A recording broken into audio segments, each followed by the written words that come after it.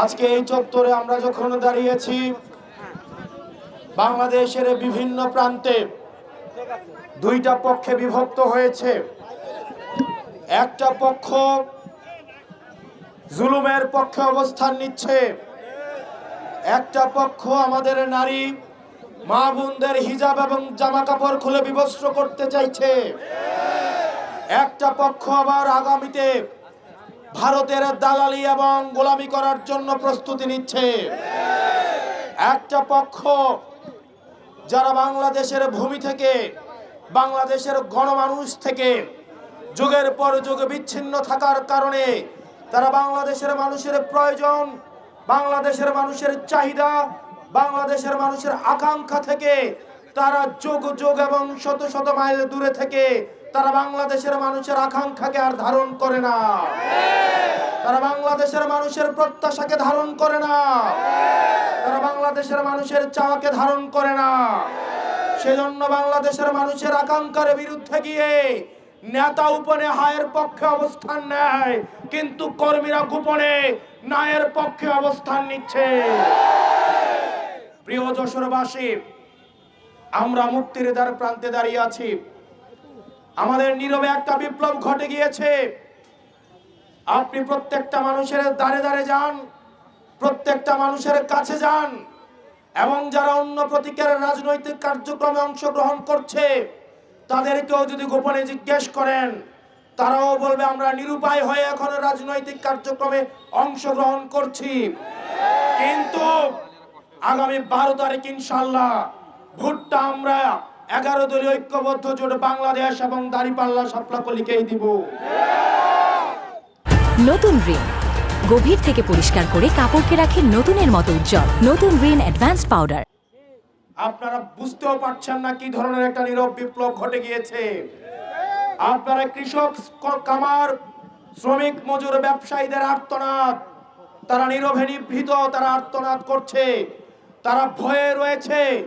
যদি অশুভ কালো শক্তি, এই চাঁদাবাজ, টেন্ডারবাজ আবার যদি আসে, ব্যবসায়ের পরিবেশ বিঘ্নিত হবে, আবার চাঁদা দিয়ে তাদের আবার স্বাভাবিক জীবন যাপন করতে হবে। সেজন্য তারা চাঁদার থেকে নিস্তার চায়। আপনাদের সেজন্য প্রত্যেকটা মানুষের কাছে যেতে হবে, প্রত্যেকটা মানুষের দ্বারে দ্বারে যেতে হবে। মনে রাখতে হবে প্রার্থীর কাছে কিন্তু ভোট নাই, ভোট হচ্ছে জনগণের কাছে।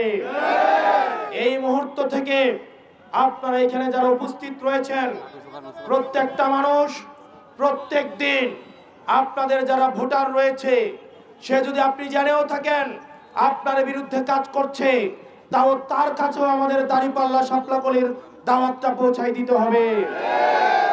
সে আপনার দাওয়াতের অপেক্ষায় রয়েছে, সেও মনে মনে চায় এই দাঁড়িপাল্লা মার্কায় সিল মারার জন্য সেও অপেক্ষা করছে।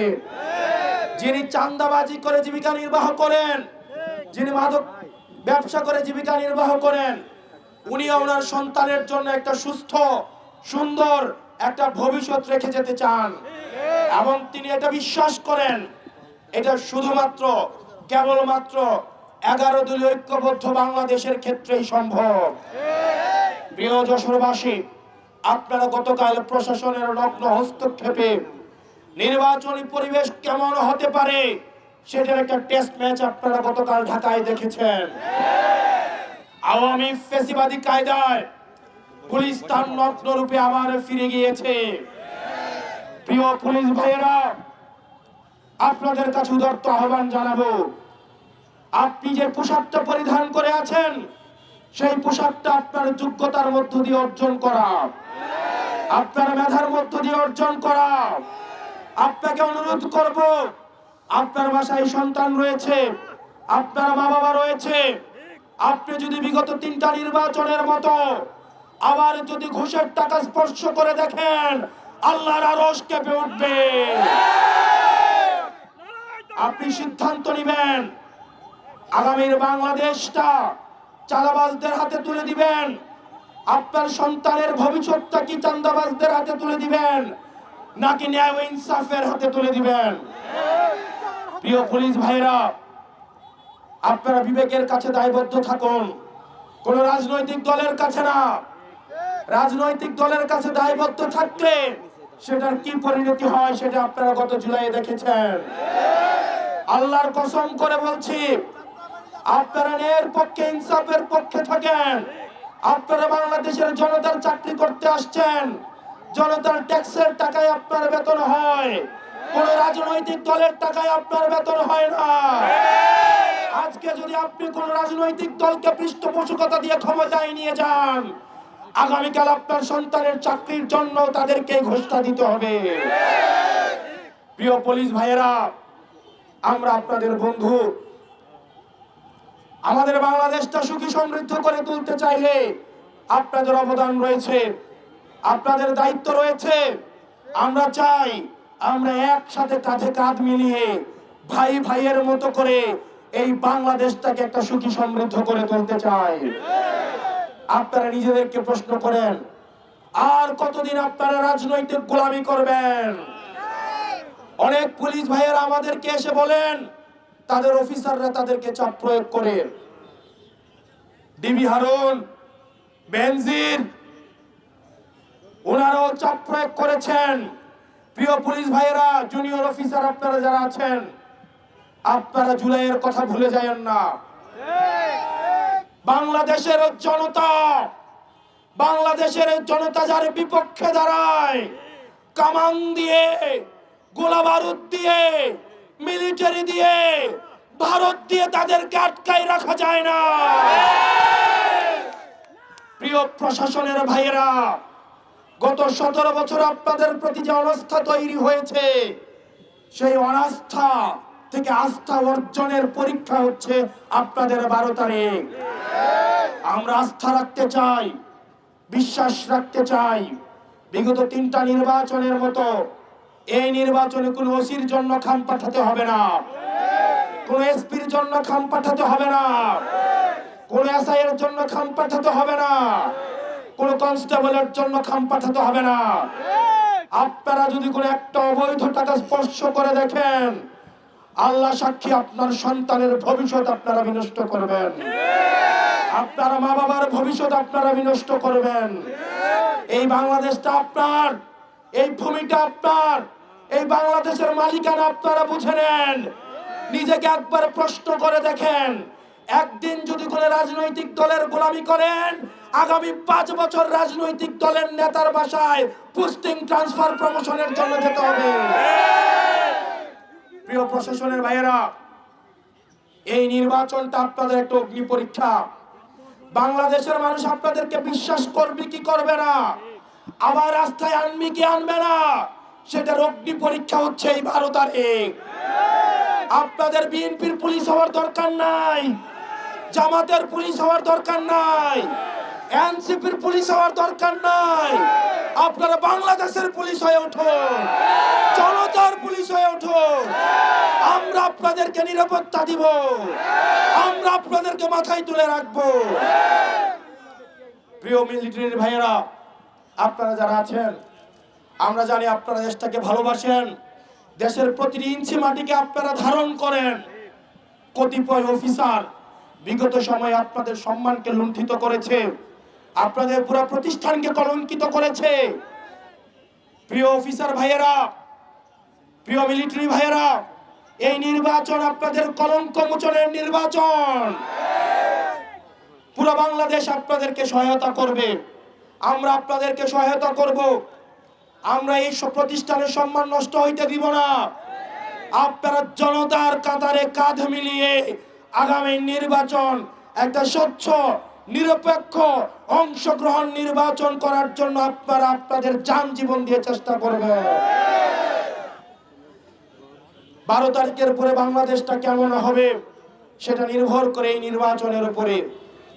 প্রিয় যশোরবাসী, আপনারা সিদ্ধান্ত নেবেন। আপনি দেখবেন বাংলাদেশের যত চাঁদাবাজ, যত টেন্ডারবাজ, যত ইয়াবা বিক্রি করে যারা জমির দালালি করে, যারা সুদখোর, যারা ঘুষখোর, যারা জমি দখল করে, তারা আজকে এই বাংলাদেশ বিরোধী জোটের বিপক্ষে অবস্থান নিয়েছে।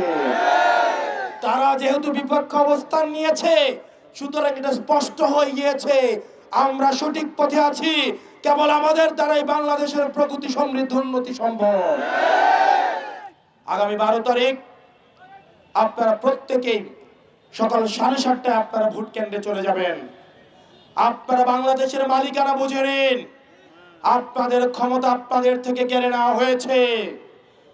এই বাংলাদেশের মালিকানা বুঝে নেওয়ার সময় এসেছে আপনাদের। আগামী 12 তারিখ সকাল 7:30টায় দিকে আপনারা কেন্দ্রে কেন্দ্রে চলে যাবেন। একটা দল কেন্দ্র দখলের প্রস্তুতি নিচ্ছে। বিভিন্ন পর্যবেক্ষকের নাম সর্বস্ব প্রতিষ্ঠান খুলে বিভিন্ন পর্যবেক্ষকের মধ্য দিয়ে ভোট রিগিং করার চেষ্টা করছে। আমি বিশ্বাস রাখতে চাই, আমার যেসব ছাত্র ভাইয়েরা কামানের মুখে, গোলা বারুদের মুখে, হাসিনার চোখে চোখ রেখে হাসিনার পেটুয়া বাহিনীর বিরুদ্ধে গিয়ে যারা জুলাইতে রাস্তায় নেমে এসেছিল, আমার এই ভাইয়েরা আবার এই 12 তারিখ ভোট কেন্দ্রগুলো পাহারা দিতে নেমে আসবে ইনশাআল্লাহ। আমি বিশ্বাস রাখি আমার ছাত্র শিবিরের ভাইয়েরা, ছাত্র শক্তির ভাইয়েরা সেদিন যদি কেন্দ্রগুলোতে থাকে তাহলে জিনেও সাহস করবে না ভোট চুরি করা। আপনাদেরকে 7:30টার দিকে কেন্দ্রে চলে যেতে হবে এবং ফলাফল না পাওয়া পর্যন্ত কেন্দ্রগুলোতে আপনাদের অবস্থান নিশ্চিত করতে হবে। এবং 12 তারিখ পর্যন্ত আমাদের ভিপি আব্দুল কাদের ভাই এই যশোর 3 আসনের প্রার্থী, আপনারা ওনার পক্ষে রাত দিন আপনারা কাজ করে যাবেন। আপনারা রাত দিন ওনার জন্য কাজ করে যাবেন। এটা ভিপি আব্দুল কাদের ভাইয়ের নির্বাচন নয়, এটা বাংলাদেশের মুক্তির নির্বাচন, চাঁদাবাজ থেকে মুক্ত হওয়ার নির্বাচন, আধিপত্যবাদ থেকে মুক্ত হওয়ার নির্বাচন, জনগণের মালিকানা বুঝে পাওয়ার নির্বাচন, কৃষক শ্রমিকের অধিকার বুঝে পাওয়ার নির্বাচন, ছাত্রদের অধিকার বুঝে পাওয়ার নির্বাচন, রাষ্ট্র কাঠামো করার নির্বাচন, ফ্যাসিবাদকে কবরস্থ করার নির্বাচন। প্রিয় যশোরবাসী, 12 তারিখ পর্যন্ত আপনারা প্রত্যেকেই আপনার সন্তানের দিকে তাকায়া তার ভবিষ্যৎটাকে সুন্দর করার জন্য, মেধাভিত্তিক করার জন্য আপনি যে রাজনীতি করেন এটা আপনার ইচ্ছা। আমি জানি অনেক ধানের শীষের ভাইয়েরা আছেন, তারা মনোকষ্ট নিয়ে আমাদের কাছে আসেন, তাদের নেতারা তাদেরকে টার্গেট দিয়ে দেয়, এই সপ্তাহে 5 লাখ, ওই সপ্তাহে 10 লাখ। তারাও এসব থেকে মুক্তি চায়, তারাও এসব থেকে মুক্তি চায়।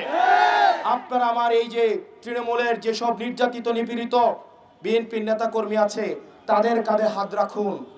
তারা কষ্টে আছে, তারা নিজেরা নির্যাতিত মনে করছে, নিপীড়িত মনে করছে, কারণ নেতা চাঁদাবাজি করতে অর্ডার দেয়, সেটা কিন্তু কর্মীদেরকে বাস্তবায়ন করতে চায়। তৃণমূলের অনেক বিএনপির নেতা কর্মী আছে, তারা এটার সাথে সম্পৃক্ত না, তারা সেটা করতে চায় না। কিন্তু গত 17 বছর আমার বিএনপির যে ভাইয়েরা নির্যাতিত হয়েছে, নিপীড়িত হয়েছে, গুম খুনের শিকার হয়েছে, আজকে তারা বিএনপিতে তারা হচ্ছে মার্জিনালাইজড। এক হাইব্রিড বিএনপি এসে এই আমার মূল বিএনপি ভাইদেরকে তারা কর্নার করে ফেলেছে।